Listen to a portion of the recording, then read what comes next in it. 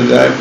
اور آیہ کریمہ جس کو میں نے عنوان بیان قرار دیا ہے یہ سورہ رعد کی آیہ کریمہ ہے کہ اس میں اعلان ہو رہا ہے کہ یقول الذین کفروا لولا انزل علیہ آیۃ من ربہ.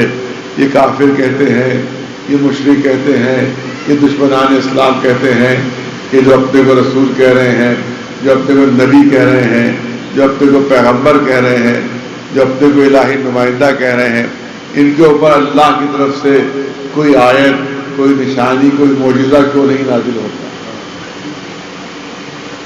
گویا کافروں کا یہ اعلان تھا کہ اگر یہ رسول ہوتے، اگر پیغمبر ہوتے اور نبی ہوتے تو اللہ کی طرف سے کوئی ان کے اوپر معجزہ نازل ہوا ہوتا، اللہ کی طرف سے ان کو کوئی نشانی دی گئی ہوتی، ان کی نبوت کا کوئی ثبوت ہوتا. کیونکہ ان کے پاس کوئی معجزہ نہیں ہے. کافر کہہ رہے ہیں.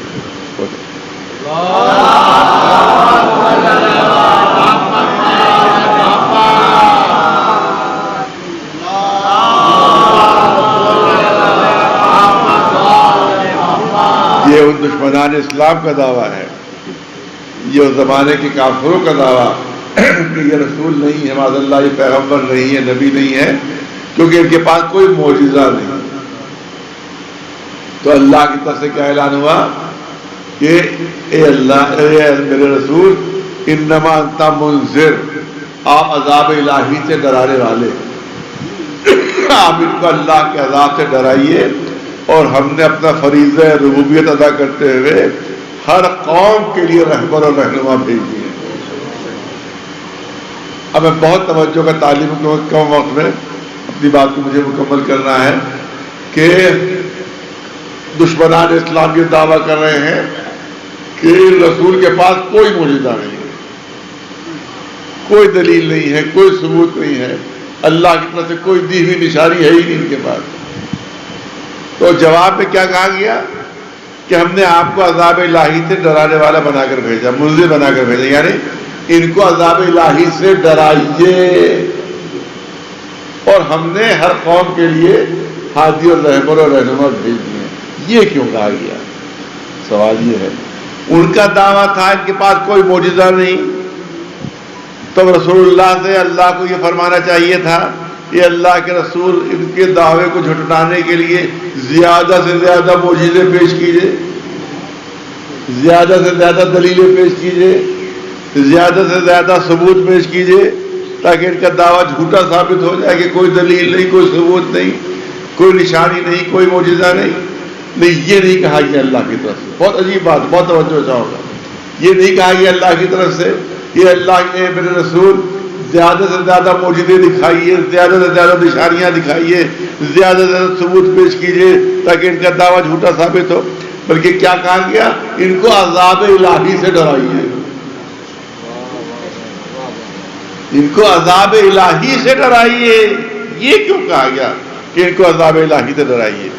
اس کا بنیادی سبب یہ ہے کہ رسول اللہ نے پتہ نہیں کتنے معجزے دکھا دیے تھے، قدم قدم پر معجزے دکھائے تھے. بلکہ ہمارا رسول وہ ہے جس کا قدم قدم معجزہ، جس کا عمل عمل معجزہ، جس کے کردار کا ہر رخ معجزہ، کہ جس کی زندگی کا ہر پہلو معجزہ. تمام معجزات دکھا چکے تھے رسول اللہ.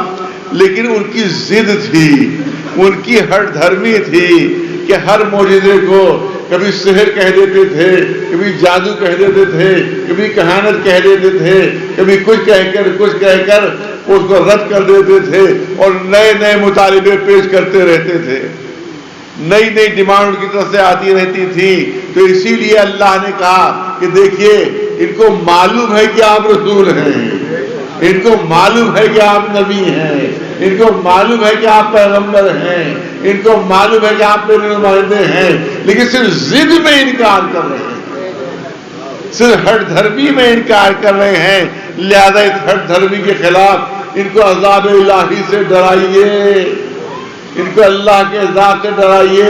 ورنہ آپ تو وہ ہیں کہ جن کا قدم قدم معجزہ ہے، آپ تو وہ ہیں کہ جن کا ہر ہر عمل معجزہ ہے. اب میں سورہ بنی اسرائیل کے چند آیتیں آپ کے سامنے پیش کرنا چاہوں. اس کا ترجمہ کہ اس سے آپ کو اندازہ ہوگا کہ صرف ضد اور ہر دھرمی تھی اور کچھ نہیں تھا. اسی سے آپ حضرات کو اندازہ ہو جائے گا کہ سورہ بنی اسرائیل تھوڑی سی تفصیل دی ہوئی ہے کہ جس کے ذریعے سے اندازہ ہو جائے گا کہ کیا کیا مطالبات وہ کرتے تھے رسول اللہ سے. ایک مطالبہ تو یہ قرآن مجید میں ان کی طرف سے مل جائے گا کہ وہ ملک ہمیں دکھائی دے جو آپ پر نازل ہوتا ہے. یہ مشرکوں کا مطالبہ تھا. سورہ بنی اسرائیل میں آپ پڑھیے کہ وہ ملک ہمیں دکھائی دے جو آپ پر نازل ہوتا ہے. جب تک وہ ملک دکھائی نہیں دے گا ہم آپ کو رسول نہیں مانیں گے, ہم آپ کو پیغمبر نہیں مانیں گے. صاحبان ذوق تشریف فرما ہے. بس کرنا چاہتا ہوں کہ اگر ان مشرکوں کو ملک دکھائی نہیں دے رہا ہے تو اس میں رسول کی طرف سے کیا کمی ہے؟ توجہ ہے. اس میں رسول کی طرف سے کیا کمی ہے؟ ان کی نگاہوں میں وہ بصیرت ہی نہ تھی جو ملک کو دیکھ سکے. تو کمی ان کی طرف سے تھی, رسول کی طرف سے نہیں تھی. دوسرا مطالبہ ان کا یہ تھا کہ وہ ملک ہم پر نازل ہو. جو آپ پر نازل ہوتا ہے تب ہم مانیں گے آپ رسول ہیں. تو اگر یہ اس لائق ہوتے کہ ملک ان پر نازل ہو تو مشرک کیوں ہوتے, خود ہی نبی بن جاتے. یہ تو خود ہی رسول ہو جاتے. مشرک و کافر کیسے رہتے؟ اس لیے مطالبہ تھا ہم پر ملک نازل ہو. نہیں, اس کے علاوہ اور آپ دیکھیں ان کا مطالبہ یہ کہ یہ آسمان ٹکڑے ہو کر ہم پر گر پڑے, یہ آسمان ٹوٹ کر ہم پر گر پڑے. ہم مان لیں گے آپ نبی ہیں, ہم مان لیں گے آپ رسول ہیں. مطالبہ دیکھا, ڈیمانڈ کیا تھی؟ یہ آسمان ٹوٹ کر ہم پر گر پڑے, ٹکڑے ٹکڑے ہو کر ہم پر گر پڑے. ہم مان لیں گے آپ رسول ہیں, ہم مان لیں گے آپ نبی ہیں. تو کوئی ان احمقوں سے پوچھے کہ جب آسمان ٹوٹ کر ان پر گر پڑے گا تو نبی ماننے کے لیے بچے گا کون؟ رسول ماننے کے لیے پھر بچے گا کون؟ اس کا مطلب ہے کہ صرف ضد اور ہر دھرمی تھی. ان کا مطالبہ یہ بھی قرآن میں موجود ہے کہ ان صحراؤں میں باغات لگ جائیں کہ جس میں بہترین باغ ہوں اور نہریں جاری ہوں, تب ہم آپ کو رسول مان لیں گے. ارے آپ کے اشارے پر سونے کا ایک پورا محل بن جائے, چھوٹا موٹا مکان نہیں, پورا محل سونے کا بن جائے آپ کے اشارے پر, ہم مان لیں گے آپ رسول ہیں, ہم مان لیں گے آپ پیغمبر ہیں. وہ مطلب یہ تھا کہ فائدہ پہنچائیے تو مانے, نفع پہنچائیے تو مانے. تو رسول کو بھی آج کا کوئی سیاسی لیڈر سمجھ لیا تھا کہ کوئی وزارت دیجئے تو آپ کی پارٹی میں آئے, کوئی نفع پہنچائیے تو آپ کی پارٹی میں آئے. ارے رسول ہدایت کے لیے آتا ہے, رشوت دے کے مسلمان بنانے کے لیے نہیں آتا ہے. ایک سلوات رضا پر محمد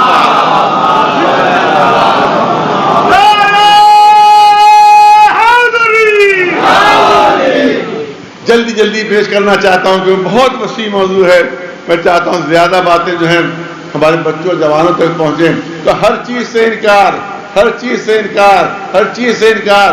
ابو جہل نے کہا کہ اگر چاند 2 ٹکڑے کر دیجئے تو میں مان لوں گا کہ آپ رسول ہیں. رسول نے فرمایا مجھے معلوم ہے تب بھی تو نہیں مانے گا, تب بھی نہیں مانے گا تو. اگر چاند 2 ٹکڑے ہو جائے تب بھی نہیں مانے گا. اور ہوا یہی, رسول نے اشارہ فرمایا اور چاند کے 2 ٹکڑے ہو گئے, چاند کے 2 ٹکڑے ہو گئے. ابو جہل یہ کہتا ہوا واپس آیا, ارے محمد کا جادو تو چاند پر بھی چل گیا. نہیں, مسلمان نہیں ہوا. اب سنیے بات, آ گیا ذکر سن لیجیے. جو کہ رسول اللہ کا یہ اعلان تھا کہ جتنے معجزات, بہت توجہ رہے, جتنے معجزات پچھلے انبیاء کو اللہ نے عطا فرمایا تھے سارے معجزے اللہ نے مجھے دیے ہیں. تو بہت سے لوگ آئے, انہوں نے مطالبے کیے فلاں معجزہ آپ کے پاس ہے, آپ نے دکھا دیا. فلاں معجزہ ہے, آپ نے دکھا دیا. عیسیٰ مردوں کو زندہ کرتے تھے, آپ کر سکتے ہیں. مردے زندہ کر کے رسول نے دکھا دیے. اب سب کے سامنے معجزے ہو رہے تھے, سب دیکھ رہے تھے, مسلمان ہو رہے تھے. ابو جہل کو نئی ترکیب سوجی. اس نے سوچا کہ ایسا معجزہ طلب کروں کہ جس کا کوئی گواہ نہ ہو اور اس کو جھٹلانا آسان ہو. پہنچا کہا یہ قرآن مجید میں ہے. جناب عیسیٰ کا معجزہ یہ تھا کہ گھر پہ جس کے کچھ پکتا تھا جو کھاتا تھا جناب عیسیٰ بتا دیتے تھے کہ تمہارے گھر پہ کیا پکا ہو کیا تم نے کھایا ہے. یہ معجزہ جناب عیسیٰ کے پاس ہے. یہ معجزہ آپ کے پاس ہے؟ کہا کہ ہاں میرے پاس یہ بھی معجزہ ہے. اللہ نے مجھے یہ علم دیا ہے. اللہ نے مجھے علم دیا ہے. اور پھر ترکیب میں کچھ اور سوچ رکھی تھی کہ یہ بتائیے کہ آج میں نے کیا کھایا گھر میں. آج میں نے کیا کھایا گھر میں. کیونکہ ظاہر ہے کہ وہ گھر میں اکیلا تھا اور گواہ خود اکیلا تھا. جو بھی رسول کہتے انکار کر دیتا. وہ کہتے کہ ارہر کی دال کھائیے, وہ کہتے بھائی ماش کی دال کھائیے. کہا رسول نے کہ میں بتاؤں گا مگر تو جھٹلائے گا. میں بتاؤں گا تو جھٹلا. آج تو نے گھر میں مرغ پکایا تھا اور وہی کھایا ہے. مرغ پکایا تھا اور وہی کھایا ہے. کہ نہیں, جھوٹ, غلط. میں نے مرغ آج میں نے کیا پکا میں نے کھایا. کیا ثبوت پیش کروں؟ ثبوت پیش کرو. رسول اللہ معلوم ہے جھٹلا کا ضروری ہے. ثبوت پیش کرو. اب ظاہر ہے کہ ہمیں کہ یہ ثبوت کیا پیش کریں گے, تو پہلے ہی کھا چکا ہے, چٹ کر چکا ہے. اب ثبوت کیسا ثبوت ہے؟ کہ کیا ثبوت؟ کہ جس وقت تو مرغ کھا رہا تھا اسی وقت تیرا بھائی بھی گھر میں داخل ہوا. تو بے انتہا کنجوس ہے. تو نے سوچا بھائی آ جائے گا تو اس کو بھی اس مرغ میں شریک کرنا پڑے گا. لہذا بھائی سے چھپانے کے لیے تو نے اپنے زانو کے نیچے اس بکا ہوا مرغ جو ہے وہ دبا دیا. زانو کے نیچے وہ مرغ دبا لیا تو نے, تاکہ بھائی کی نگاہ نہ پڑ سکے. اور جب وہ چلا جائے تب تو کھائے. جب وہ چلا گیا تب تو نے کھایا.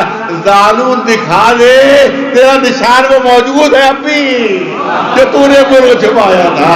ایک سلوات بھیج دے بداوات. اب زانو جو دیکھا تو اس میں مرغ کا سالن بھرا ہوا, فوراً ثابت ہو گیا کہ یہ جھوٹ بول رہا ہے. سلوات بھیجے بداوات. جلدی جلدی عرض کرنا ہے اور تاکہ بات کرنے کا کم وقت میں زیادہ باتیں آ جائیں. ہر چیز کو جھٹلا رہے ہیں, ہر چیز کو جھٹلا رہے ہیں. کبھی کہہ رہے ہیں کہ شاعر ہیں, کبھی کہہ رہے ہیں کاہن ہیں, کبھی کہہ رہے ہیں کہ مجنون ہیں, کبھی کہہ رہے ہیں جادوگر ہیں. یہ کیوں؟ 3 پروپیگنڈے زمانے کے مشرک کیا کرتے تھے رسول کے خلاف. بہت توجہ چاہوں گا, بہت سنجیدہ پہلو درج کرنا چاہتا ہوں. ماشاءاللہ پڑھا لکھا مجمع سمجھدار مجمع میرے سامنے ہے. 3 پروپیگنڈے خاص طور سے عرب کے مشرک رسول کے خلاف کیا کرتے تھے. ایک پروپیگنڈا یہ تھا کہ شاعر ہیں, ایک پروپیگنڈا یہ تھا کہ جادوگر اور کاہن ہیں, اور ایک پروپیگنڈا یہ تھا کہ مجنون اور دیوانہ. یہ 3 پروپیگنڈے جو تھے وہ رسول اللہ کے خلاف کیا کرتے تھے. مگر اللہ نے کچھ ایسا اہتمام کیا کہ ہر پروپیگنڈے کا توڑ رسول کو پہلے سے فراہم کر دیا. ایک سلوات بھیجے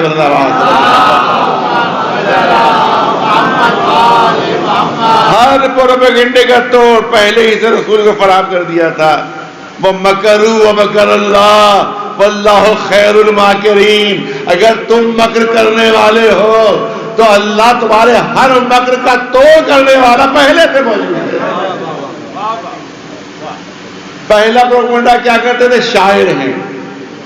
اس زمانے کی شاعری, یہاں پر ماشاءاللہ علماء تشریف فرما ہے, اس زمانے کی شاعری جو تھی وہ انتہائی معنوں کے لحاظ سے انتہائی پست شاعری ہوتی تھی.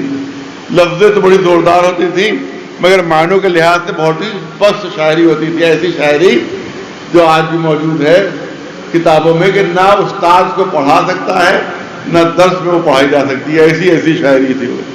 تو اس زمانے کے سنجیدہ لوگ, بہت توجہ ہو رہے ہیں جو مجھے پیش کر رہا ہوں, اس زمانے کے سنجیدہ لوگ شاعروں کی شاعری کی طرف توجہ نہیں کرتے تھے کہ ان کی یہاں شاعری ایسی پست ہوتی ہے کہ ہم اس کی طرف کیا توجہ کریں. لہذا شاعر مشہور کر دو تاکہ سماج کا سنجیدہ طبقہ رسول سے کٹ جائے شاعر سمجھ کر. جادوگر و کاہن کیوں مشہور کرتے تھے؟ کیونکہ اس زمانے کی خواتین جادوگروں کاہنوں سے ڈرتی تھیں. لہذا جادوگر و کاہن مشہور کر دو تاکہ سماج کا آدھا حصہ جو عورتوں کی صورت میں ہے وہ ڈر کے قریب ہی نہ آئے. جب قریب ہی نہیں آئے گا تو ہدایت سے بھی محروم رہ جائیں گے. اور مجنون اور دیوانہ میں کیوں مشہور کرتے تھے؟ کیونکہ بچے عموماً مجنونوں اور دیوانوں سے ڈرتے ہیں. لہذا دیوانہ مشہور کر دو تاکہ رسول کے قریب بچے نہ آنے پائیں. اللہ نے ہر پروپیگنڈے کا توڑ پہلے ہی سے رسول کو فراہم کر دیا. بہت توجہ بہت توجہ. شاعر مشہور کرتے تھے کہ سماج کا سنجیدہ طبقہ قریب نہ آئے، اسی لیے سردار عرب ابو طالب کو پہلے ہی ساتھ کر دیا کہ اب سردار عرب سے زیادہ سنجیدہ کون شخصیت ہو سکتی ہے جو رسول کی سرپرست اور رسول کے ساتھ ساتھ. لہذا اس پروپیگنڈے کا توڑ پہلے ہی سے رسول کو فراہم کیا. جادوگر اور کاہن مشہور کرتے تھے کہ خواتین قریب نہ آنے پائیں، اسی لیے ملکہ عرب جناب خدیجہ کو پہلے ہی ساتھ کر دیا تاکہ اس پروپیگنڈے کا توڑ بھی رسول کے پاس پہلے سے موجود رہے. اور مجنون اور دیوانہ مشہور کرتے تھے تاکہ بچے قریب نہ آنے پائیں، اسی لیے کہ 10 برس کے بچے کو پہلے ہی رسول کے ساتھ کر دیا تاکہ ہر پروپیگنڈے کا توڑ رسول کے پاس پہلے ہی سے موجود رہے. ایک صلوات اور نواز پر محمد.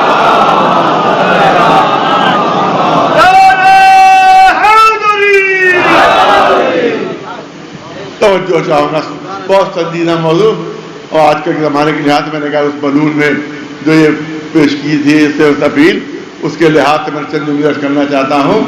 اور اس کے بعد رسول اللہ کو معجزے، مسلسل معجزے، قرآن مجید معجزہ، معراج کا معجزہ، ہاتھوں پر پتھروں کے تسبیح پڑھنے کا معجزہ. آگے تذکیرات 2 جملے پھر یہاں پر سن لیجیے کہ ادھر پتھر آتے تھے رسول کے ہاتھوں پر، ادھر پتھر آتے تھے، ادھر تسبیح پڑھنے لگتے تھے، تسبیح پڑھنے لگتے تھے. یعنی پتھروں کو ہی معلوم تھا کہ رسول کی ہتھیلی سے بڑھ کر کوئی مسجد نہیں ہے. لہذا پتھر بھی آتے تھے تو تسبیح پڑھنے لگتے تھے. یہ ہے رسول کے ہاتھوں کا معجزہ، یہ ہے رسول کی ہتھیلی کا معجزہ، یہ ہے رسول کے ہاتھوں کا معجزہ کہ پتھر آتے تھے تو بولنے لگتے تھے، پتھر آتے تھے تو تسبیح پڑھنے لگتے تھے. وہ پتھر جن میں جان نہیں، وہ پتھر جن میں روح نہیں، وہ پتھر جس میں دہن نہیں، وہ پتھر جس میں زبان نہیں، وہ پتھر جس میں قوت گویائی نہیں، وہ پتھر جس میں بولنے کی طاقت نہیں. جب یہ پتھر رسول کے ہاتھوں پر آتے تھے تو ان میں قوت گویائی پیدا ہو جاتی تھی، بولنے کی قوت پیدا ہو جاتی تھی، وہ تسبیح پڑھنے لگتے تھے. اب لوگ تعجب کرتے ہیں کہ رسول کے ہاتھوں پر ایک 3 دن کا بچہ قرآن کیسے پڑھ رہا ہے. توجہ چاہوں گا، آج لوگ مذہقہ اڑاتے ہیں، ارے 3 دن کا بچہ کہیں قرآن پڑھ سکتا ہے. تو میں کہتا ہوں کہ اگر اس کو علی کا معجزہ نہیں مانتے تو رسول ہی کا معجزہ مان لو کہ جس کے ہاتھوں پر پتھر تسبیح پڑھتے تھے اگر ایک بچہ قرآن پڑھ رہا ہے تو تعجب کیوں ہو رہا ہے. ایک سلوات بھیج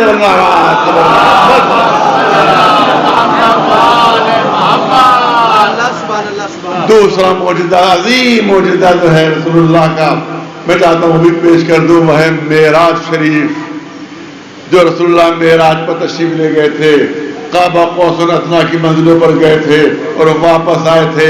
روایتیں کہتی ہیں کہ رسول اللہ تشریف لے گئے، واپس آئے مگر زنجیر دروازے کی ہل رہی تھی. بستر اسی طرح سے گرم تھا، تھوڑی بلندی پر وضو فرمایا تھا، وضو کا پانی زمین تک نہیں پہنچا تھا۔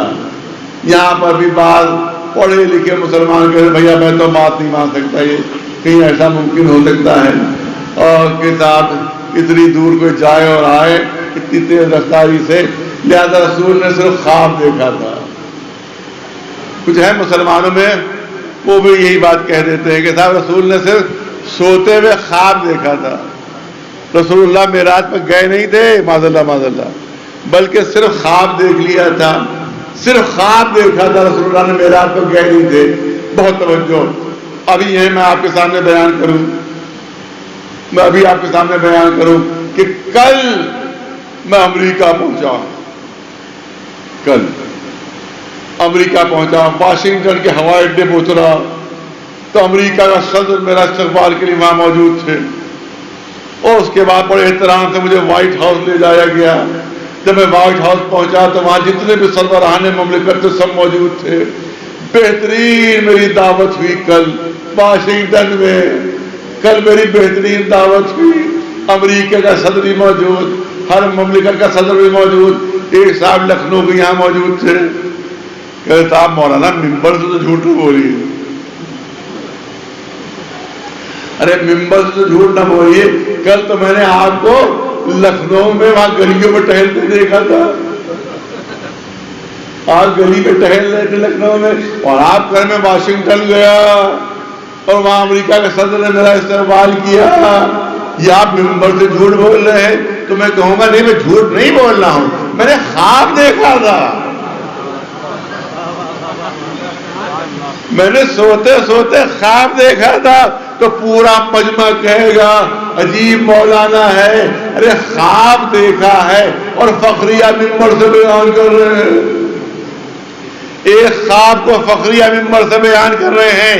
تو توجہ رہے، مجھ جیسا معمولی آدمی اگر کوئی خواب دیکھے تو فخریہ ممبر سے بیان نہیں کر سکتا، تو اگر معراج کوئی خواب ہوتی تو اللہ فخریہ قرآن میں نہ بیان کر رہا،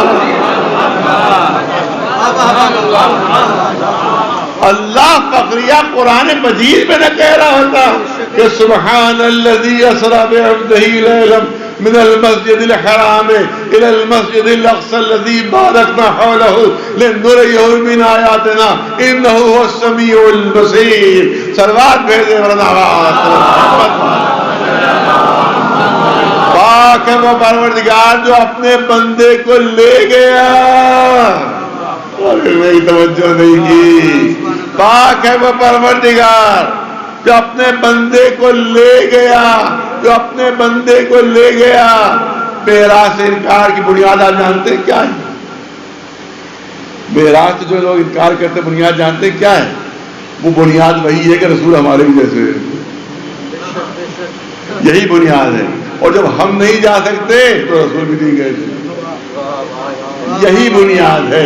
معراج سے انکار کی بنیاد یہی ہے کہ رسول ہمارے ہی جیسے ہیں، اور جب ہم نہیں جا سکتے تو وہ بھی نہیں گئے۔ چلیے ہم نے مان لیا وقتی طور پر کہ رسول پاک صلی اللہ علیہ وسلم ہمارے ہی جیسے تھے، تو قرآن کب کہہ رہا ہے کہ رسول خود جا رہے ہیں؟ اللہ کب کہہ رہا ہے کہ رسول خود جا رہے ہیں؟ اللہ تو اعلان فرما رہا ہے میں لے کر جا رہا ہوں۔ تو اگر رسول کی قوت پر بھروسہ نہیں ہے تو کیا اللہ کی قدرت پر بھی ایمان نہیں ہے؟ ایک صلوات بھیجے ورنہ آواز، ایک صلوات بلند آواز پر محمد۔ اب دو چار ٹکڑے میں جوانوں کے لیے عرض کروں گا، آپ دیکھیں ایک بات کوئی معمولی آدمی کہے تو اس پہ بات میں وزن پیدا ہوتا ہے، اسی بات کو کوئی مجتہد کہہ دے تو وزن پیدا ہو جائے گا، اسی بات کو مرجع دورہ کہہ دے تو اس میں اور وزن پیدا ہو جائے گا، عالم وقت وہی بات کہہ دے تو اس میں کتنا وزن پیدا ہو جائے گا اسی بات میں۔ تو بات میں وزن پیدا ہوتا ہے کہنے والے کی شخصیت کی وجہ سے، بات میں وزن پیدا ہوتا ہے کہنے بولنے والے کی شخصیت کے مطابق، ویسے ہی وزن ہوتا ہے۔ اب میں مثال پیش کرتا ہوں آپ کے سامنے۔ ابھی جب میں آ رہا تھا کیونکہ دلی سے میں جو تھا وہ بائی روڈ آیا، تو اب جب میں آ رہا تھا راستے میں میں نے دیکھا، دیکھیے ایک فرضیہ ہے نہ کہ سمجھیے کہ منبر سے بتا رہا تھا، جھوٹ بول رہا ہوں میں، تو ایک مثال پیش کر رہا ہوں کہ اب جب میں آ رہا تھا دہلی سے یہاں منصور نگر کی طرف، منصور پور کی طرف، تو میں نے دیکھا کہ ہاتھی جھومتا چلا جا رہا ہے، خشکی کا سب سے بڑا جانور ہاتھی جھومتا چلا جا رہا ہے۔ یہ کہا کہ ایک چھوٹی سی چڑیا آئی جس کے پنجوں میں ایک ننھی سی کنکری دبی ہوئی تھی، اور اس چڑیا نے اس ہاتھی پر اب جو کنکری ماری تو ہاتھی وہیں ڈھیر ہو گیا، ہاتھی وہیں مر گیا، ختم ہو گیا۔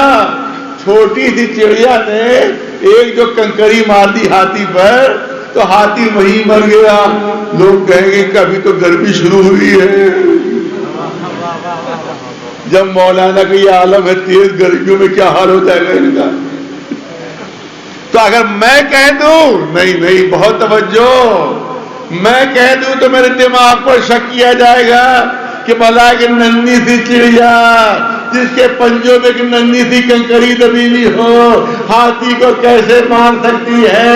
اگر میں کہوں تو دماغ پر شک ہو جائے گا، لیکن یہ قرآن میں اللہ بیان کر رہا ہو، ألم تر كيف فعل ربك بأصحاب الفيل ألم يجعل كيدهم في تضليل وأرسل عليهم طيرا أبابيل ترميهم بحجارة من سجيل فجعلهم كعصف مأكول۔ ارے چھوٹی چھوٹی ابابیلیں، ان کے پنجوں میں چھوٹی چھوٹی کنکریاں دبی ہوئی، اب جو ہاتھیوں کے لشکر کے اوپر ان ابابیلوں نے کنکریاں ماری تو قرآن کہہ رہا ہے پورا لشکر چبایا ہوا بھوسا بن گیا۔ ہے کسی مسلمان میں ہمت کے شک کرے، ادھر شک کیا ادھر اسلام گیا، ادھر اسلام گیا، مسلمان نہیں رہے۔ اگر شک کیا تو اس کا مطلب ہے کہ اللہ جو بیان کر رہا ہو تو کوئی مسلمان شک نہیں کر سکتا۔ تو معراج ہم نے بیان نہیں کی ہے، اللہ نے قرآن میں بیان فرمایا ہے۔ ایک سلوات بھیجے بتا رہا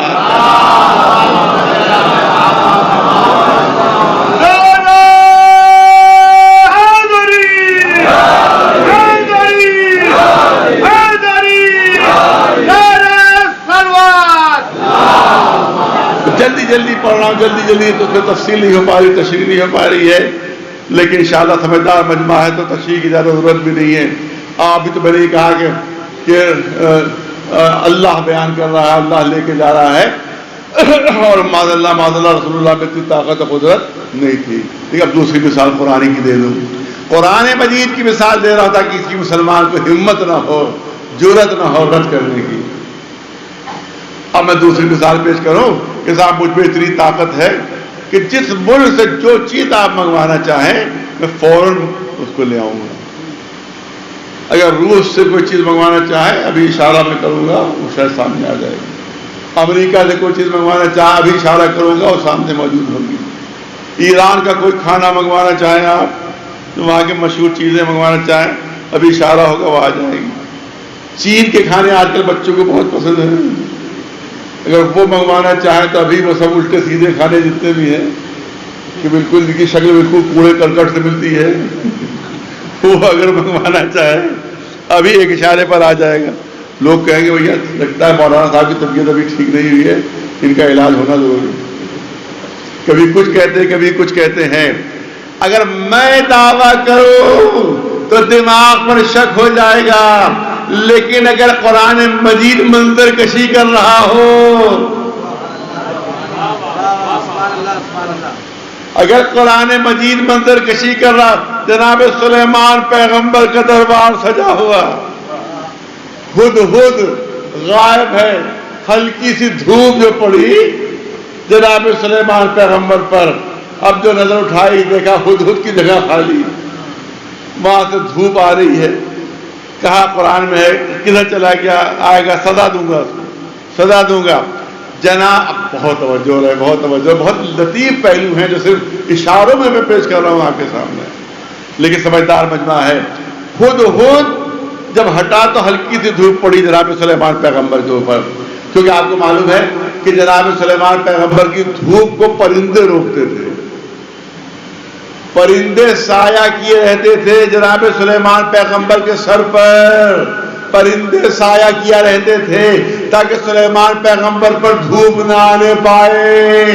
بہت نازک بات ہے جو پیش کر رہا ہوں، جناب سلیمان پیغمبر خود تو دھوپ سے بچ جاتے تھے مگر سارے پرندے دھوپ میں ہوتے تھے، سارے پرندے دھوپ میں ہوتے تھے، خود دھوپ میں ہوتے تھے، سلیمان پیغمبر کو دھوپ سے بچاتے تھے، یعنی خود اذیت برداشت کرتے تھے پرندے اور سلیمان پیغمبر کو اذیت سے بچاتے تھے، مگر ہمارا رسول رحمت للعالمین ہے، رسول رحمت للعالمین ہے، پرندوں کے ذریعے سے دھوپ نہیں رکتی تھی، بادل کے ذریعے سے رکتی تھی، بادل میں جان نہیں ہوتی، احساس اذیت نہیں ہوتا، لہذا پرندوں کو اذیت نہیں دیتے تھے، بادلوں سے دھوپ رکتی تھی، کیونکہ رحمت للعالمین ہے۔ صلوات بھیجے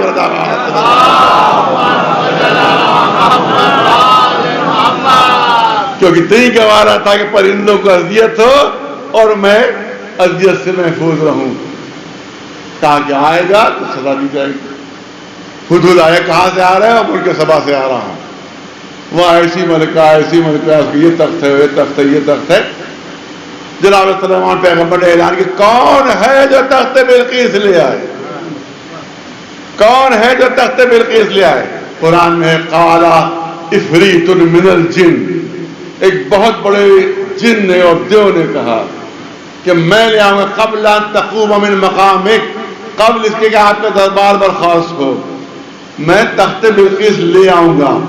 مگر جناب سلیمان نے اس کی طرف توجہ نہیں کی، کوئی اتنی تاخیر برداشت نہیں تھی، اتنی دیر برداشت نہیں تھی۔ اب قرآن کہہ رہا ہے کہ قال الذی عنده علم من الکتاب انا آتیک بہ قبل ان یرتد الیک طرفک۔ ایک شخصیت بلند ہوئی، قرآن کہہ رہا ہے کہ جس کو ہم نے کتاب کے تھوڑے میں سے بھی بہت تھوڑا علم دے دیا تھا، اس نے کہا میں تخت بلقیس لے آؤں گا قبل اس کے کہ آپ کی پلک جھپکے۔ اور قرآن میں یہ ہے کہ بات مکمل نہیں ہونے پائی تھی، سامنے تخت بلقیس موجود تھا۔ یہ کون تھا؟ یہ جناب عاصم ابن برخیہ تھے کہ جو جناب سلیمان پیغمبر کے وسیع جانشین اور خلیفہ تھے۔ انہی نے کہا انا آتی کا بہی، آتی کا بہی کہ یہ معنی نہیں ہے کہ اشارہ کروں گا اور آ جائے گا، آتی کا بہی کے معنی ہے کہ میں ملک سبا جاؤں گا، تخت بلقیس اٹھاؤں گا، لے کر آ جاؤں گا، مگر کسی کی پلک بھی جھپکنے نہیں پائے گی۔ فوراً لے آئے، اور قرآن کیا کہہ رہا ہے کہ ہم نے ان کو کتاب کے تھوڑے سے علم میں سے بھی بہت تھوڑا علم دیا تھا۔ اور ایک کاش میری بات پہنچ سکے، مثال دوں، ایک بہت بڑا گوڈاؤن ہے جس میں 1 من گیہوں، 100 من گیہوں ہے یا 1000 من گیہوں، 1000 من گیہوں بہت ہوا، میں نے اس 1000 من گیہوں میں سے 1 مٹھی گیہوں لے لیا، تو 1000 من کے مقابلے میں 1 مٹھی بہت کم ہوا، اور اس مٹھی میں سے 1 گیہوں نکال کر کسی کو دے دیا۔ لیکن مثال پر توجہ رہے، اس مٹھی میں سے 1 گیہوں نکال کر کسی کو دے دیا، تو 1 گیہوں کیا ہوا؟ تھوڑے میں بھی بہت تھوڑا۔ ارے 1000 من کے مقابلے میں مٹھی کا گیہوں تھوڑا، اور 1 گیہوں جو نکالا اس پہ تو تھوڑے میں بھی بہت تھوڑا۔ قرآن کہہ رہا ہے کہ ان کو کتاب کے علم کے بہت تھوڑے میں بہت تھوڑا علم دے دیا تھا، مگر ان کی طاقت و قوت یہ تھی کہ ملک سبا گئے، تخت بلقیس اٹھایا، لے کر آ گئے، اور پلک بھی جھپکنے نہ پائی۔ ارے جس کے پاس کتاب کے تھوڑے میں سے بھی بالکل تھوڑا سا علم ہو، وہ اتنی تیز رفتاری سے سفر کر سکتا ہے، اور جس کو اللہ نے پوری کتاب دی ہو،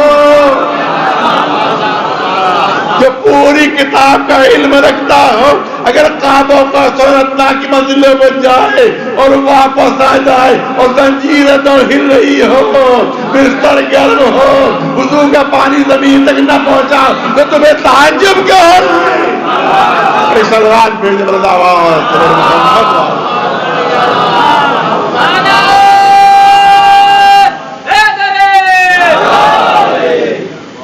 اب یہاں پر لوگ اعتراض بھی کرتے ہیں، اس کا جب جلدی سے جواب ہو جائے کیا کیا جائے، پہلو میں پہلو پیدا ہوتے رہتے ہیں۔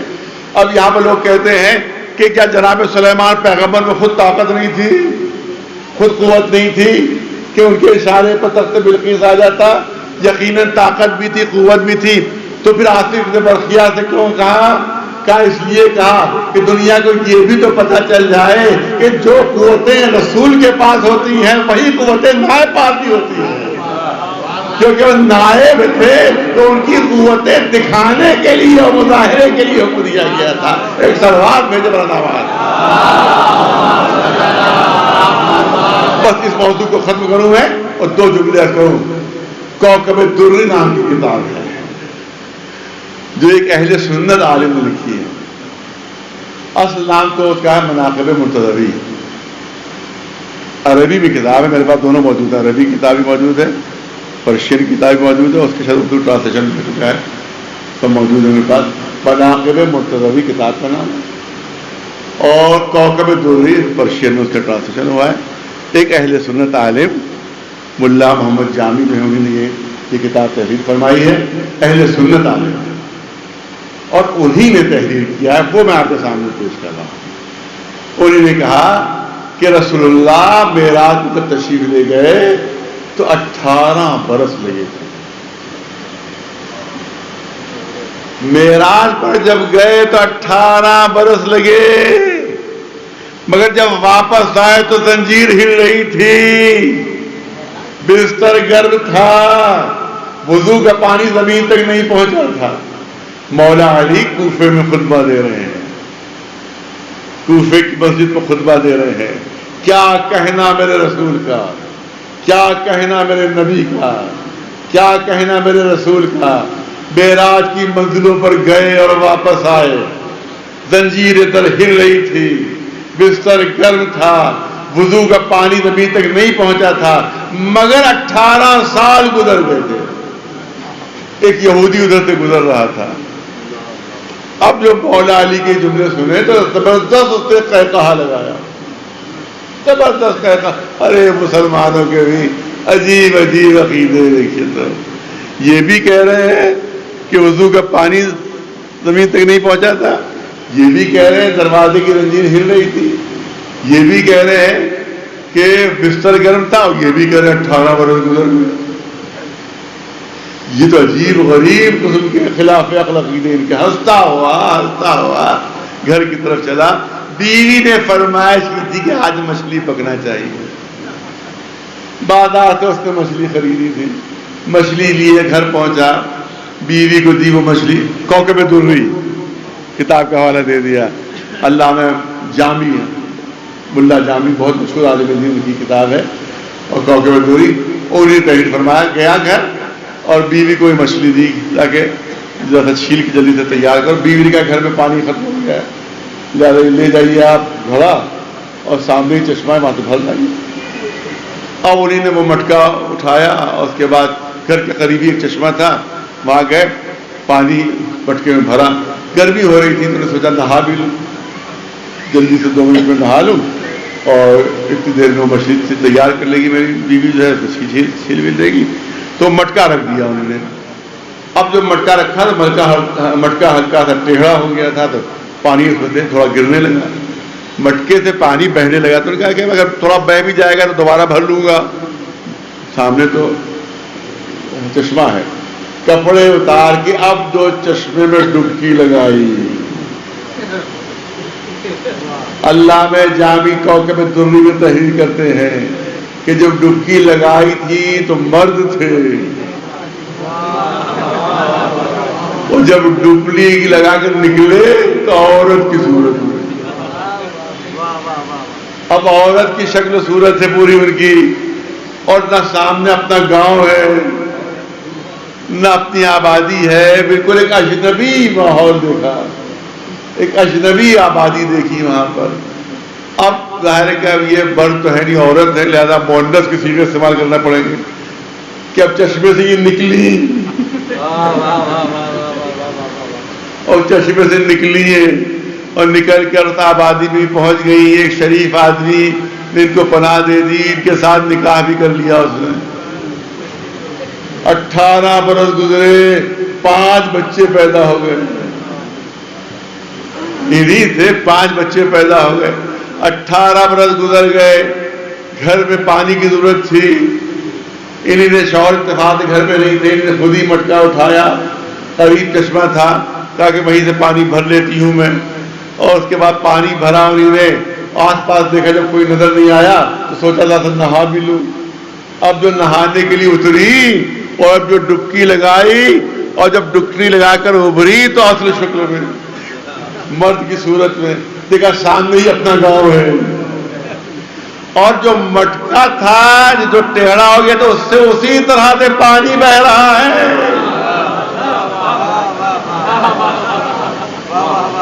اسی طرح سے پانی بہ رہا ہے جس طرح سے چھوڑ گئے تھے. جلدی سے آئے، نکلے، کپڑے پہنے، جلدی سے مٹکا اٹھایا. اب جو گھر پہنچے دیکھا بیوی مچھلی چھیل رہی ہے، بیوی مچھلی چھیل رہی ہے. گھبرا کر بیوی سے پوچھا، ارے بتاؤ مجھے کتنی دیر لگی، بتاؤ مجھے کتنی دیر لگی. بیوی نے اس سے کہا پاگل ہو گئے، ارے ابھی تو گئے تھے تم، پاگل ہو گئے، ابھی تو گئے تھے، ابھی آ رہے ہو تم، یہ کیا پوچھ رہے ہو کتنی دیر لگی. اب سمجھ میں آیا کہ کیا ہوا. دوڑے دوڑے مسجد کوفہ کی طرف پہنچے، دیکھا مولا اسی طرح خطبہ دے رہے ہیں، اسی طرح سے خطبہ دے رہے ہیں. جیسے ہی مسجد کے قریب پہنچے مولا خطبہ دے رہے ہیں. جیسے ہی مولا علی نے اس یہودی کو آتے دیکھا پھر کہا کیا کہنا میرے رسول کا،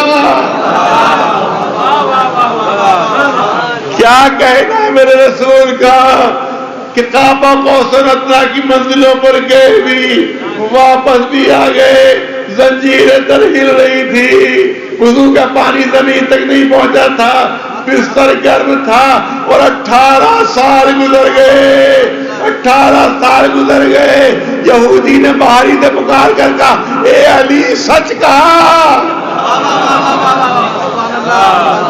اے علی سچ کہا، اے علی سچ کہا.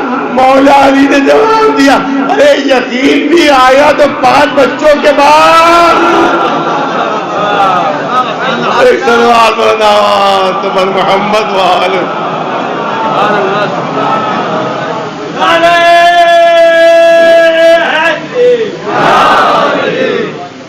ایک سلوات بلنا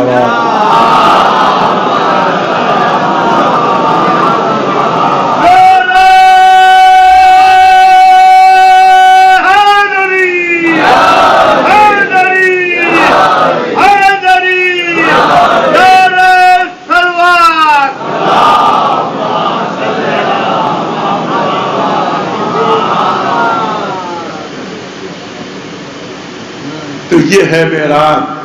تو اس کا مطلب یہ ہے کہ جو معراج کے منکر ہیں ان کو ہوشیار رہنا چاہیے کہ کبھی کوئی ایسا واقعہ کہیں ان کے ساتھ بھی نہ ہو جائے. ایک سلوات دیتے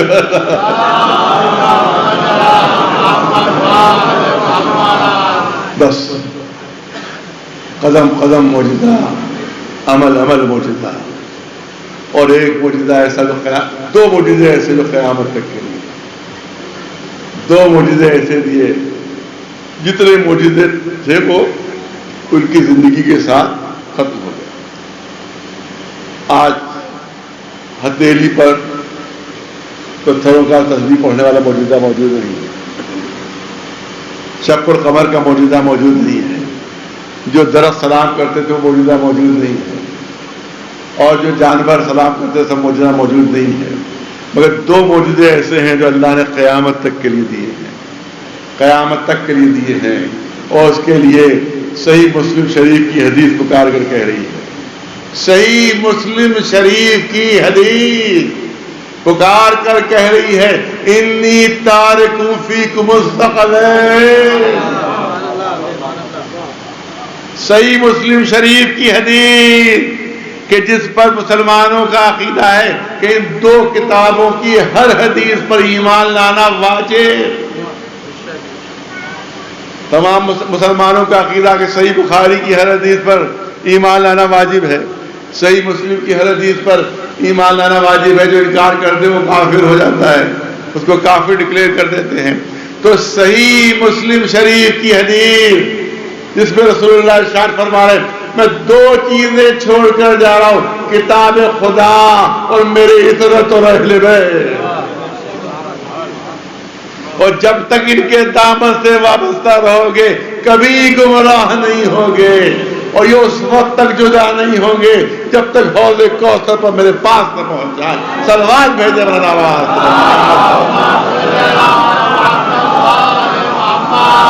یہ دو معجزے قیامت تک کے لیے، قرآن مجید اور اہل بیت علیہ السلام، یہ دو معجزے قیامت تک کے لیے. یہ حدیث شریف صحیح مسلم کی ہے، ہر مسلمان پر ایمان لانا واجب ہے. میں معذرت سے کہنا چاہتا ہوں کہ ہمارے بہت سے دوسرے مسلک کے علماء جو حدیث پڑھتے ہیں اس طرح سے پڑھتے ہیں کہ میں دو چیزیں چھوڑ کر جا رہا ہوں، میری کتاب اور میری سنت، میری کتاب اور میری سنت، اور اہل بیت کا نام کاٹ دیتے ہیں. وہ اہل بیت کا نام کاٹ دیتے ہیں، اس کی جگہ پر سنت کے لفظ لے آتے ہیں. میں چیلنج سے اس منبر سے کہہ رہا ہوں، چیلنج سے اس منبر سے کہہ رہا ہوں کہ سنتی والی حدیث سیاہ ستہ میں کسی میں موجود نہیں ہے. سیاہ ستہ جو آپ مسلمانوں کی 6 معتبر ترین کتابیں ہیں ان میں سے کسی میں سنتی والی حدیث موجود نہیں ہے، لیکن اہل بیت والی حدیث صحیح مسلم میں موجود ہے. تو بتاؤ کس حدیث کو قبول کرو گے؟ جو سیاہ ستہ میں نہیں ہے اس کو مانو گے، یہ جو صحیح مسلم میں اس کو مانو گے؟ میں مسلمان علماء سے ہاتھ جوڑ کر کہہ رہا ہوں کہ مجھے سب بتائیں فیصلہ کر کے کس کو مانیں گے. صحیح مسلم شریف کی حدیث ہے. دو چیزیں چھوڑ کر جا رہا ہوں، کتاب خدا اور میرے اہل بیت اور میری عزت. پوری توجہ رہے. اس پر ایک اعتراض کیا جاتا ہے، میں چاہتا ہوں ایسے اعتراض کے جلدی سے جواب ہو جائے 2 منٹ کے اندر.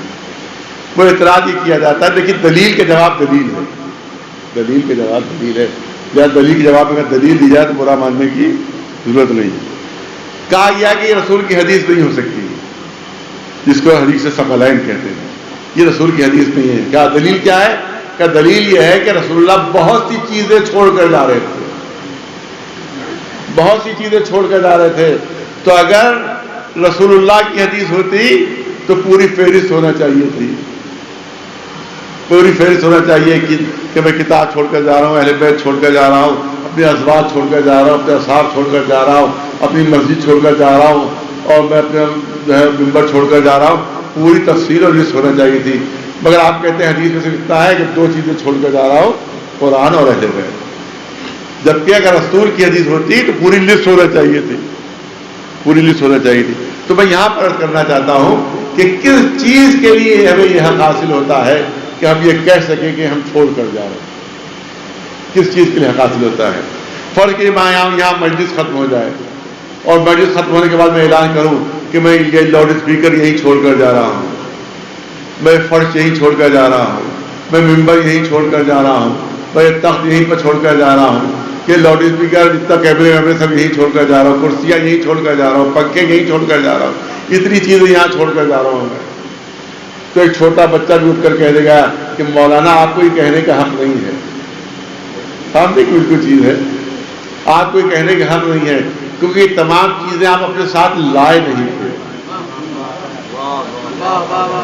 اپنے ساتھ لائے ہوتے تو آپ کو کہنے کا حق ہوتا کہ چھوڑ کر جا رہا ہوں.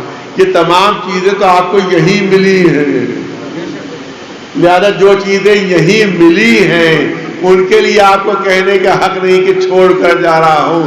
ہاں اگر گھر سے کچھ لے کر آئے ہیں وہ چھوڑ کر جائیں تب ثابت ہوگا کہ ہاں کچھ چھوڑ کر گئے. تو اس کا مطلب ہے کہ انسان صرف اس چیز کے لیے کہہ سکتا کہ چھوڑ کر جا رہا ہوں کہ جس کو اپنے ساتھ لے کر آیا ہو. اپنے ساتھ لے کر آیا ہو. مجھے اتنا بتاؤ، کیا رسول اللہ ازواج اپنے ساتھ لے کر آئے تھے؟ بیویاں اپنے ساتھ لے کر آئے تھے؟ اصحاب اپنے ساتھ لے کر آئے تھے؟ منبر اپنے ساتھ لے کر آئے تھے؟ مسجد اپنے ساتھ لے کر آئے تھے؟ یہ سب چیزیں تو یہی ملی تھی. صرف 2 چیزیں لے کر آئے تھے، قرآن اور اہل بیت. تو جو چیز لے کر آئے ہیں وہی چھوڑ کر جا رہے ہیں. ایک صلوات بھیجے میرا آواز. اور دونوں معجزے ہیں جو قیامت تک باقی رہیں گے. بس میں نے کہا کہ بات کو مکمل کر رہا ہوں، صرف 7 یا 8 منٹ اور لینا ہے آپ حضرات کے، اس سے زیادہ مجھے نہیں لینا ہے. آپ دیکھیں 7ویں امام موسیٰ کاظم علیہ السلام، ان سے کسی نے پوچھا فرزند رسول یہ بتائیے کہ معجزوں کا فلسفہ کیا ہوتا ہے؟ اللہ جو نبی کو معجزہ دیتا ہے اس کا فلسفہ کیا ہے، اس کے پیچھے منطق کیا ہے، اس کا سبب کیا ہے؟ تو امام نے بتایا، امام نے ارشاد فرمایا کہ زمانے والوں کو جس چیز پر سب سے زیادہ ناز ہوتا ہے، سب سے زیادہ غرور ہوتا ہے، تو اس غرور کو توڑنے کے لیے اللہ ویسے ملتا جلتا معجزہ دیتا ہے، ویسے ہی معجزہ دیتا ہے. جناب موسیٰ کے زمانے میں ساحری کا زور تھا، تو ان کو جو ایجاد دیا گیا وہ عصا کا معجزہ دیا گیا تاکہ وہ ساحری کا توڑ کرے. جناب عیسیٰ کے زمانے میں جو زور تھا وہ طبابت کا اور حکمت کا زور تھا، لہذا انہیں دم عیسوی دیا گیا کہ مردوں کو زندہ کر دے. اب مجھے یہ بتایا جائے کہ رسول کے زمانے میں عرب والوں کو کس چیز پر ناز تھا، تو فوراً ایک بچہ بھی کہہ دے گا کہ اپنی فصاحت و بلاغت پر غرور تھا، اپنی فصاحت و بلاغت پر ناز تھا. لہذا فصاحت و بلاغت کے غرور کو توڑنے کے لیے اللہ نے فصاحت و بلاغت کا معجزہ قرآن بھیجا. نہیں بات کو مکمل کر رہا ہوں، میں بہت توجہ چاہوں گا کہ فصاحت و بلاغت پر ناز تھا عرب والوں کو، تو فصاحت و بلاغت کا جواب بنا قرآن مجید، تو فصاحت و بلاغت کا توڑ بنا. لیکن عرب والوں کو صرف اپنی فصاحت و بلاغت ہی پر ناز نہیں تھا، بلکہ ایک کمال اور بھی تھا، ایک صفت اور بھی تھی جس پر ہمارے بڑا غرور کرتے تھے، بہت ناز کرتے تھے. جہاں اپنی فصاحت و بلاغت پر غرور تھا، وہاں عرب والوں کو اپنی شجاعت و بہادری پر بھی بڑا ناز تھا، بڑا غرور تھا. تو اگر صرف قرآن بطور معجزہ دیا گیا ہوتا تو عرب والے قیامت تک فخر کرتے کہ ہماری فصاحت و بلاغت کا تو جواب ہو گیا، مگر ہماری شجاعت کا کوئی توڑ نہ ہو سکا، ہماری بہادری کا کوئی توڑ نہ ہو سکا. لہذا اللہ نے 2 معجزے دیے، ایک وہ جو فصاحت و بلاغت کا جواب ہو، دوسرا جو شجاعت کا جواب ہو. مگر فرق یہ رکھا، جو فصاحت و بلاغت کا توڑ تھا وہ قلب پر نازل ہو رہا تھا، اور جو شجاعت کا جواب تھا وہ آغوش میں اتر رہا تھا. ایک صلوات بھیج دے بلکہ.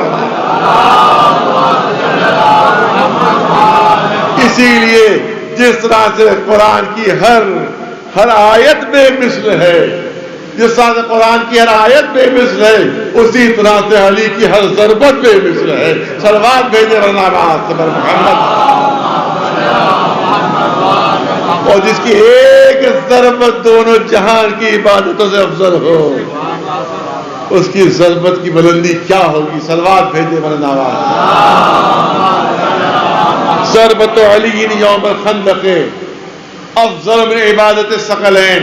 علی کی ایک تلوار کا وار، ایک ضربت دونوں جہان کی عبادتوں سے افضل.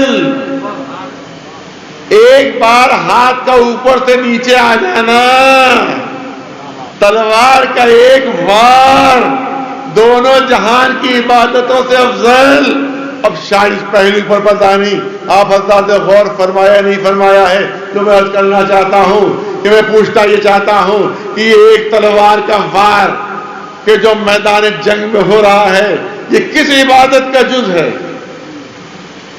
یہ کس عبادت کا جز ہے؟ ہر ایک کہے گا کہ مولا جہاد کی عبادت انجام دے رہے ہیں، میدان جہاد میں ہیں، جو ضربت لگ رہی ہے وہ جہاد کی عبادت انجام دے رہے ہیں. اس کا مطلب یہ ہے کہ علی کی جو ضربت ہے وہ جہاد کی عبادت ہے. اب میں پوچھنا چاہتا ہوں کہ ذرا مجھے اتنا بتا دیجئے کہ عبادتوں کی فہرست میں جہاد کو کس مقام پر رکھا گیا ہے، جہاد کو کس درجے پر رکھا گیا ہے؟ تو جب ہم عبادتوں کی فہرست دیکھیں گے تو پہلے درجے پر نماز ملے گی، پھر روزہ ہے، پھر حج ہے، پھر زکوٰۃ ہے، پھر خمس ہے، پھر چھٹے درجے پر جہاد کا نام. ارے عبادتوں کی فہرست میں چھٹے درجے پر جہاد کا نام ہے. تو ذرا مجھے اتنا بتا دو کہ جس کے چھٹے درجے کی عبادت کی ایک ضربت دونوں جہاں سے افضل ہے، تو پھر اس کی نمازوں کا کیا ثواب ہوگا، پھر اس کے روزوں کا کیا ثواب ہوگا، پھر اس کے حج و زکوٰۃ کا کیا ثواب ہوگا. ایک صلوات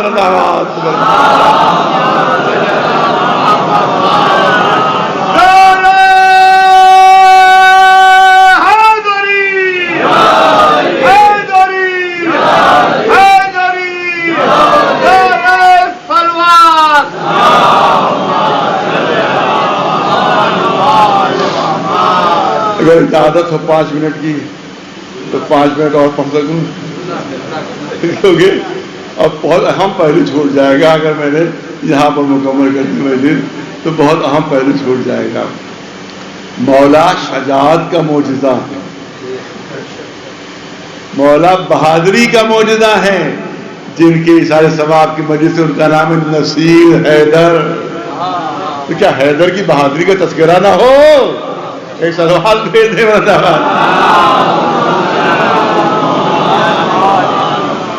تو 2 جملے سن لیجئے. تو بہت بڑے عالم ہمارے تھے. میں علمی پہلو پیش کر رہا ہوں، لفاظی نہیں ہے، کوئی لفاظی نہیں، علمی پہلو اور جو تاریخی حقیقت ہے وہ پیش کروں گا آپ کا. کوئی لفاظی ہلکی سی بھی نہیں ہے. 2 بہت بڑے عالم ہیں.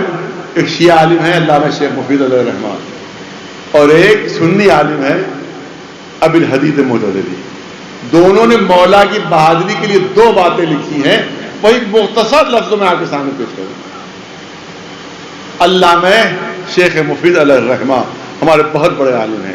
انہوں نے مولا کے لیے بہادری کے لیے چند جملے لکھے، میں آپ کے سامنے پیش کرنا چاہتا ہوں. یادگار جملے ہیں، انشاءاللہ دل پر نقش ہو جائیں گے آپ حضرات کے. وہ جملے اتنے بڑے عالم ہیں، میری طرف سے نہیں ہے، اتنے بڑے عالم نے جو فرمائے ہیں آپ کے سامنے پیش کر. وہ لکھتے ہیں کہ دنیا کا بڑے سے بڑا پہلوان، دنیا سے بڑے سے بڑا شجاع، دنیا کا بڑے سے بڑا بہادر جب میدان جنگ میں جاتا ہے تو فرض کیجئے اس نے 100 وار کیے. بہت بڑا عالم لکھ رہا ہے. اس نے 100 وار کیے، 20 مر گئے، 80 مر گئے، اور 20 ایسے ملیں گے جو اس کے ہاتھ سے زخمی ہو کر بچ گئے. اس نے 100 وار کیے، 90 مر گئے اس کے ہاتھ سے، مگر 10 ایسے مل جائیں گے جو اس کے ہاتھ سے زخمی ہو کر بچ جاتے ہیں. 100 وار کیے، 99 مر گئے، مگر ایک نہ ایک ضرور مل جائے گا جو اس کے ہاتھ سے زخمی ہوا ہو بعد میں زندہ رہے گا. آپ جنگوں میں خبریں آتی رہتی ہیں کہ 100 مرے 200 زخمی. یہ تو سنتے مرنے والوں کی تعداد کم ہوتی ہے، زخمیوں کی تعداد ہمیشہ زیادہ نہیں رہی. 100 مرے 200 زخمی، 200 مرے 500 زخمی. یہی تو خبریں آتی ہیں. وہی لکھ رہے ہیں وہ، بہت توجہ. لکھتے ہیں کہ دنیا کا بڑے سے بڑا بہادر کیوں نہ ہو، جب میدان جنگ میں وہ جائے گا تو کچھ اس کے ہاتھ سے مریں گے، کچھ اس کے ہاتھ سے زخمی ہوں گے، مگر کہتے ہیں کہ کیا کہنا علی کے وار کا. دیکھیے یادگار جملے ہیں، نقش کر لیجئے دل پر نقش کر لیے. لکھتے ہیں علامہ مفید علیہ الرحمہ کہ کیا کہنا علی کے وار کا، کیا کہنا علی کے وار کا، کہ کبھی ایسا ہوا ہی نہیں کہ علی نے وار کر دیا ہو اور کوئی زخمی ہو کر بچ گیا. علی نے وار کر دیا اور کوئی زخمی ہو کر بچ گیا، بعد میں مرہم پٹی ہوئی ٹھیک ہو گیا. نہیں، ادھر تلوار ہوا، ادھر وار ہوا، ادھر 2 ٹکڑے. ادھر وار ہوا، ادھر 2 ٹکڑے. بس اب شرط یہ ہے کہ وار ہو جائے. شرط یہ تھی کہ وار ہو جائے. اب سمجھنا آپ کا کام ہے، سمجھنا آپ کا کام ہے، میں تو صرف اشارہ کر کے گزر جاؤں گا. شرط یہ تھی کہ وار ہو جائے، شرط یہ تھی کہ تلوار چل جائے. اگر کسی نے کوئی ایسا طریقہ ایجاد کر لیا کہ علی نے منہ پھیر لیا، اگر کوئی ایسا طریقہ ایجاد کر لیا کہ علی نے منہ پھیر لیا اور تلوار چلی ہی نہیں، تب تو بچ جائے گا. لیکن اگر وار ہو گیا تو سوائے 2 ٹکڑے ہونے کے اور کوئی نتیجہ نہیں. ایک صلوات بلند آواز پر محمد.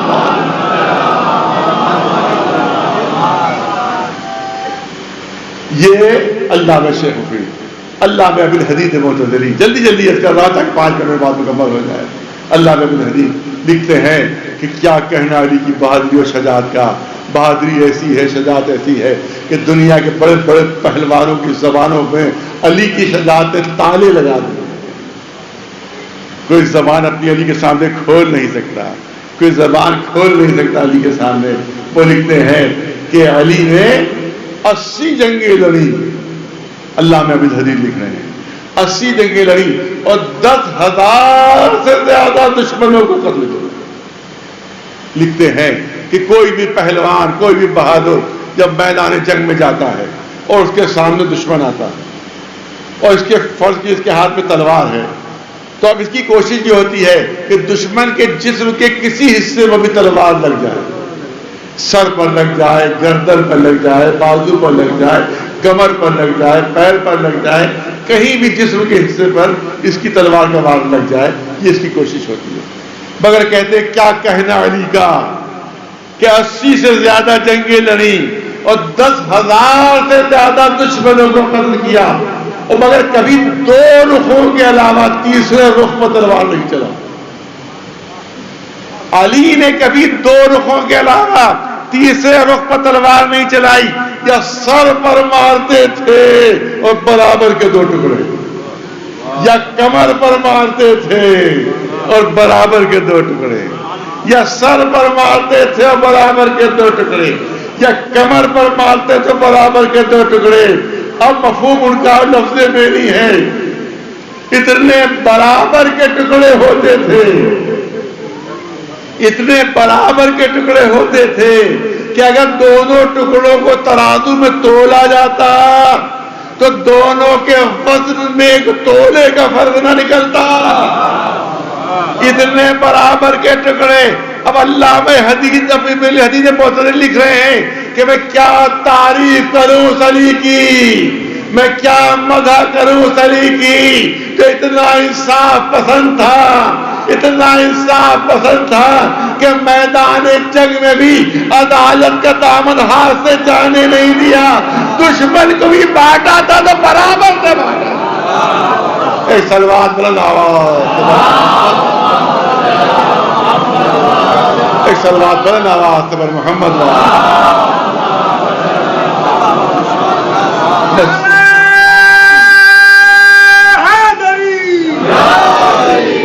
میں نے 5 منٹ کی اجازت دی ہے، 1 منٹ رہ گیا ہے، لہذا 1 منٹ میں استفادہ کر لوں. 2 چیزیں ایسی ہیں جن کے نشان نہیں مٹے ہیں. 2 چیزیں ایسی ہیں جن کے نشان نہیں مٹے. ایک تو کعبے کا نشان نہیں مٹا اور ایک ذریعے مولا کائنات کا نشان نہیں مٹا. 2 نشان ابھی تک نہیں مٹے ہیں. ایک تو کعبے کا نشان نہیں مٹا جو پیدائش کی گواہی ہے. وہ شگاف دنیا کے بڑے بڑے حکمران تھک گئے کہ اس شگاف کو بند کرنے خود قبر کے شگاف میں چلے گئے مگر اس شگاف کو بند نہیں کر پائے. ایک صلوات بھیجے بتاوا.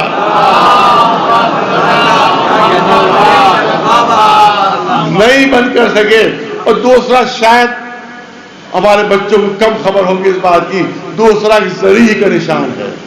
جو ذریعہ بدل بھی جاتی ہے مگر نشان پھر پیدا ہو جاتا ہے، پھر پیدا ہو جاتا ہے. اللہ میں اصفہانی کا زمانہ ہے، برجہ وقت آج سے 80 سال 90 سال پہلے کی بات ہے. وہ زمانہ ہے، ایک ملعون دشمن اہل بیت نے ایک شیعہ سے کہا کہ خامخواہ تم لوگوں نے افسانے گڑھ رکھے ہیں، قصے بنا رکھے ہیں کہ کوئی عالم نجاست میں روضے میں نہیں جا سکتا.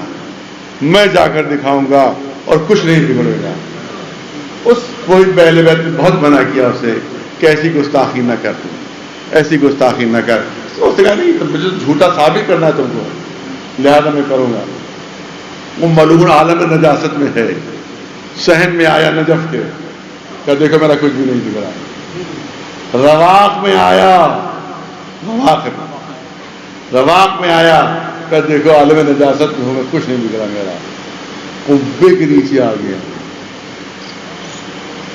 قبے کے نیچے آیا کہ دیکھ رہے ہو میرا کچھ بگڑا. اب جو زری کے قریب پہنچتا ہے تو ایک تڑاپا ہوتا ہے, ایک زور کی آواز آتی ہے, اور زری کے اندر سے 2 انگلیاں نکلی.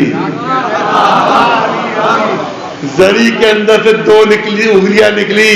اس ملعون کی کمر ان 2 انگلیوں کے بیچ میں آ گئی. اس ملعون کی کمر 2 انگلیوں کے بیچ میں آ گئی.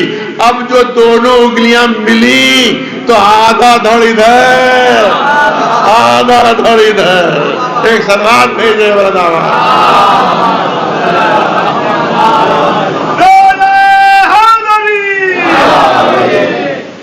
ہنگامہ مچ گیا. اس زمانے میں کوئی حکومت شیعوں کی تو تھی نہیں, دشمن اہل بیت کی حکومت بھی تھی. لہذا وہاں جو خادم تھا اس وقت موجود کو گرفتار کر لیا کہ اس سے مارا ہے, اور جھوٹ موٹ کا کر دیا کہ ساتھ 2 انگلیاں نکلی اور یہ وہ, لہذا اس سے کر دیا, لہذا اس کو پھانسی کی سزا. اب دار کے زمانے میں یہ تھوڑی تھا کہ 1-2 سال مقدمے چلے تو 2-3 دن میں فیصلہ ہو جاتا تھا اور پھانسی ہو جاتی, تو یقین تھا کہ پھانسی ہو جائے گی. لیکن سنیے آخری جملے سنیے کہ آیت اللہ عظمیٰ اصفہانی رحمۃ اللہ علیہ نے اس زمانے کے حاکم سے کہا کہ میں ضمانت لیتا ہوں یہ خادم خود سے پھانسی پر چڑھ جائے گا اگر میری بات غلط ثابت ہو جائے. تمہیں پھانسی پر چڑھانے کی ضرورت نہیں ہوگی, خود سے پھانسی کا پھندا اپنے گلے میں ڈال لے گا اگر میری بات غلط ثابت ہو جائے. دونوں ٹکڑوں کو تولو, دونوں ٹکڑوں کو تولو, دونوں کے درمیان وزن میں اگر رتی برابر کا بھی فرق ملے تو اس خادم قاتل ہے, اگر رتی برابر کا بھی فرق نہ ہو تو سمجھ لو اس عادل علی نے کام کیا ہے. اب جو تولا گیا تو رتی برابر کا بھی فرق نہ نکلا. ایک سلوات بھیج دے ورنہ.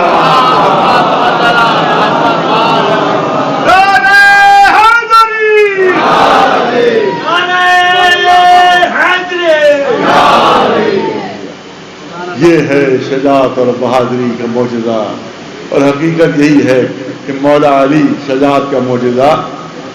لیکن بس بات کو مکمل کرنا چاہتا ہوں. اے آقا, آپ نے کتنی جنگیں لڑی, ہزاروں قتل کیا. اے آقا, مگر کسی جنگ میں آپ بھوکے نہیں, کسی جنگ میں آپ پیاسے نہیں. آپ کی ساری جنگیں ایک طرف اور حسین کی کربلا کی ایک جنگ ایک. جہاں آقا حسین اکیلا میدان, علی اکبر بھی شہید ہو چکے, قاسم بھی شہید ہو چکے, عباس کے بھی دونوں شانے طلب ہو چکے. فرات کے کنارے شیر ٹکڑے ہو چکے. اب حسین میدان میں اکیلے ہیں, دشمن آوازیں دے رہا ہے, حسین آؤ ہمارے مقابلے پر آؤ, حسین آؤ ہمارے مقابلے پر آؤ. بس 2-3 منٹ کی زحمت ہے. جناب زینب نے امام حسین سے فرمایا, آقا بھیا میری ایک بات سنیے, بھیا میری ایک فرمائش پوری کر دیجیے, بھیا میری ایک فرمائش پوری کر دیجیے. امام حسین نے تڑپ کر کہا, اے بہن, ارے جو بھائی مقتل کی طرف جا رہا, جو بھائی شہید ہونے جا رہا, جو بھائی قتل ہونے جا رہا, وہ بہن کی کون سی فرمائش پوری کر سکتا ہے؟ اے زینب تم کیا کہہ رہی ہو میری ایک فرمائش پوری کر دیجیے؟ ارے میں جا رہا ہوں مقتل کی طرف، شہید ہونے جا رہا ہوں۔ کہ نہیں بھیا میرے حق کی قسم ہے آپ میری فرمائش پوری کر دیجیے۔ کہ بہن کون سی فرمائش؟ کہا بھیا ابھی میرے کانوں میں آوازیں آ رہی تھی، میرے کانوں میں آوازیں آ رہی، یہ دشمن کہہ رہے تھے حسین تم 71 لاشیں اٹھا چکے، اے حسین تم بہت زخمی ہو، اے حسین تمہارا جسم زخموں سے چور چور ہے، اے حسین تمہارا خون بہت بہہ چکا ہے، اے حسین تم میں اب لڑنے کی طاقت نہیں ہے،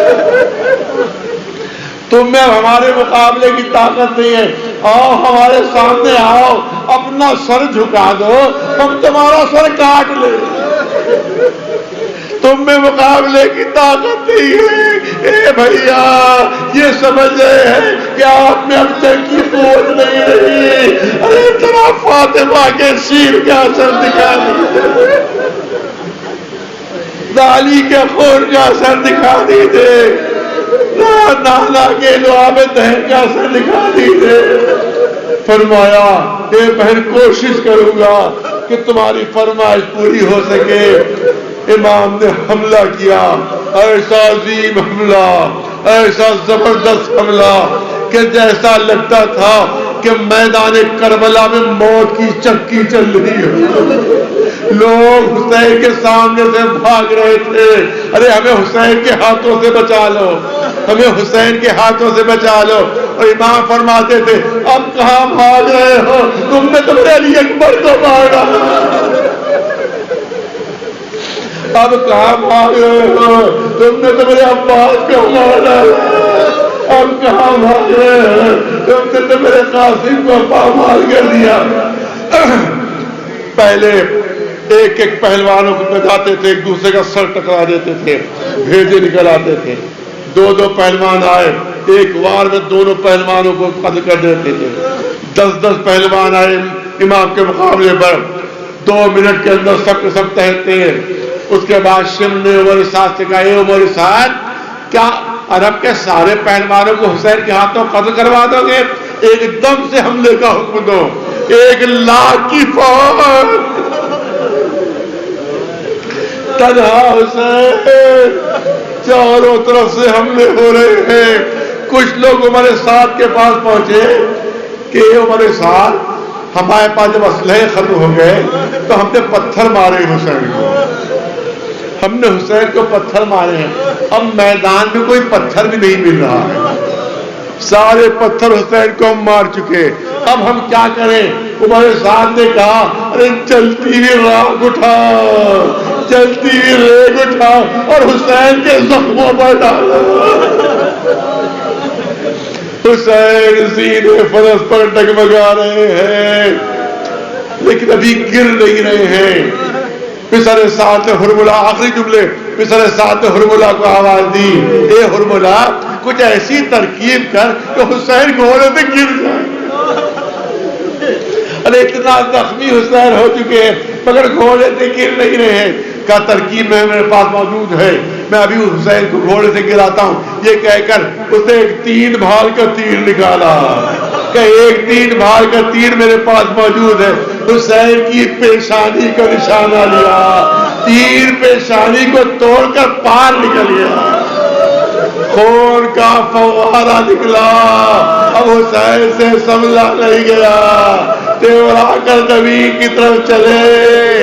امام زمانہ نے فریاد کی ہے میرا سلام ہو میرے جد حسین پر کہ جب زخمی ہو کر گرے ہیں تو نہ گھوڑے کی زین پر تھے نہ زمین پر۔ اے آقا آپ یہ کیا فریاد کر رہے ہیں؟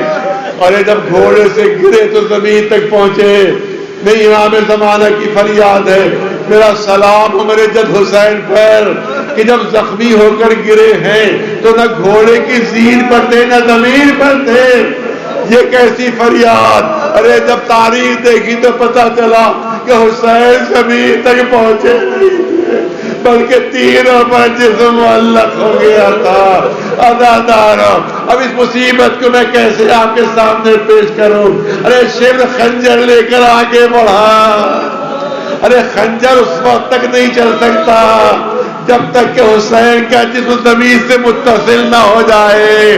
ملعون نے دیکھا کہ حسین کا جسم تیروں پر معلق ہے۔ ملعون آگے بڑھا، اپنا نجس پیر، اپنا نجس قدم حسین کے سینے پر آہستہ آہستہ حسین کا جسم تیروں پر دبنے لگا۔ جب تیروں پر دب کر زمین تک پہنچا تب شبر کا خنجر چلا۔ تب کسی منادی نے آواز دی، اللہ قتل الحسین بکربلا، اللہ قتل الحسین بکربلا۔ عزاداروں مجلس ہی ختم کر دیتا مگر آدھے منٹ کی اجازت، آدھے منٹ کی اجازت۔ جب شبر دربار یزید میں پہنچتا ہے تو یزید شبر سے پہلا سوال یہ کرتا ہے، اے شبر یہ بتا تو نے حسین کو ذبح کیسے کیا؟ حسین کو قتل کیسے کیا؟ وہ ملعون بھی کام کیا، وہ شقی بھی تھلا کیا۔ اے یزید ہر بات پوچھ لینا مگر یہ بات نہ پوچھو، ہر سوال کر لو مگر یہ سوال نہ کرنا۔ مگر یزید نے اصرار کیا، اے شبر تجھے بتانا ہوگا تو نے حسین کو ذبح کیسے کیا، حسین کو کیسے قتل کیا؟ جب یزید نے اصرار کیا تو شبر بتانے پر مجبور ہوا۔ اے یزید کیا پوچھتا ہے؟ میں نے 12 وار کیے تھے، میں نے 12 وار کیے تھے۔